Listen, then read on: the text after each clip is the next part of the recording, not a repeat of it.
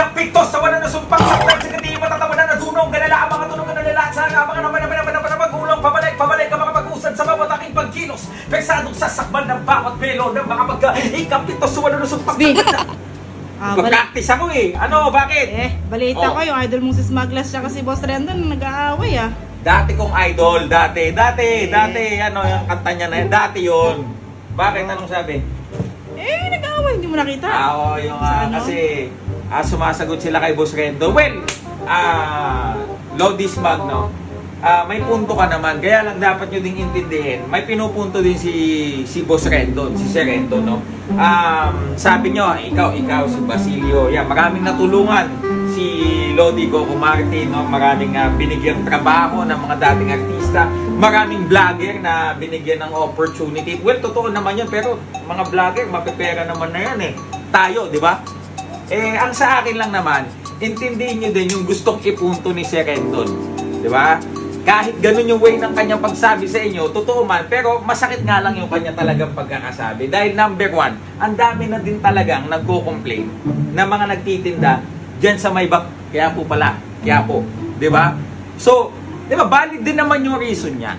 Di ba? Valid naman yung kanyang pagpuna. So, siguro kay Lodi Coco Martin, di ba, malamang siguro, enough na naman siguro yung mga eksenang nakunan nyo dyan.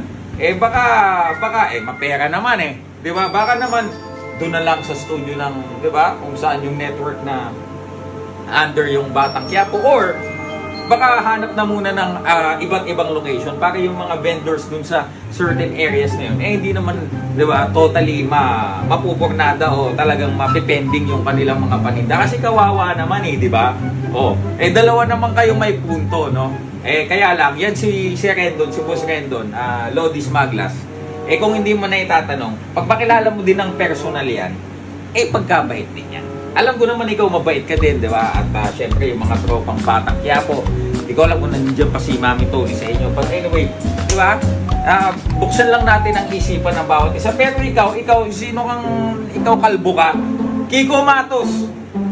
Hamunin mo na naman si Rendo si Boss Rendo ng boxing sa BOTY. I-expose mo pa, sasabihin mo scripted yung naging pagsapok sa'yo. Di sino nagmukhang timawa nun? Di ikaw, pumayag kang sapokin ka? For what? In-expose mo? Siya ba yung nagmukhang katawa-tawa? Di ba ikaw? Sino papayag na? Na-UP pa yata yung noo mo. Nakita ko isang picture mo, UP eh. Di ba? O ngayon, maghahamon-hamon ka na naman. Dati, inahamon mo kami URCC. BOTY nga kami, doon kami sa Malakas eh. Anong inahamon-hamon mo? Dapat nga, pupuntaan ka namin dati, hindi ka, di ba? Nag-cancel lang kayo, pasalamat kayo, nag-board kayo ni Mamot eh. Ano yan? Ba't lumabas yan? Di ba? Huwag kang ganon, Brad.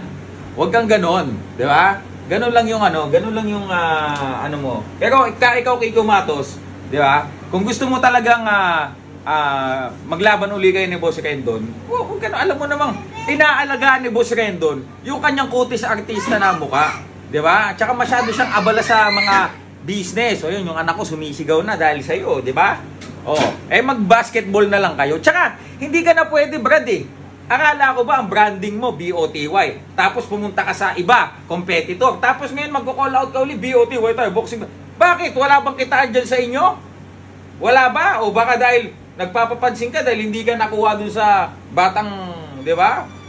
Batang Quiapo, ganun lang yon, ganun lang. Huwag kang masyadong pa-epal boy. Pag pinalagang ka naman ng mga tunay, pinalagang ka namin dati, iwas kayo nung tropa ko. Di ba? Si Mamut lang ang legit sa inyo. Kaya, ikaw, Kiko Matos, huwag kang masyadong papansin, ha? Gusto mo, hinahamon ka pa rin ni David eh. Kaya nga lang, di ba, BOTY, loyal kami dyan. Yung branding namin BOTY, hindi dun sa mga competitor na gumaya lang. Silver Voice TV.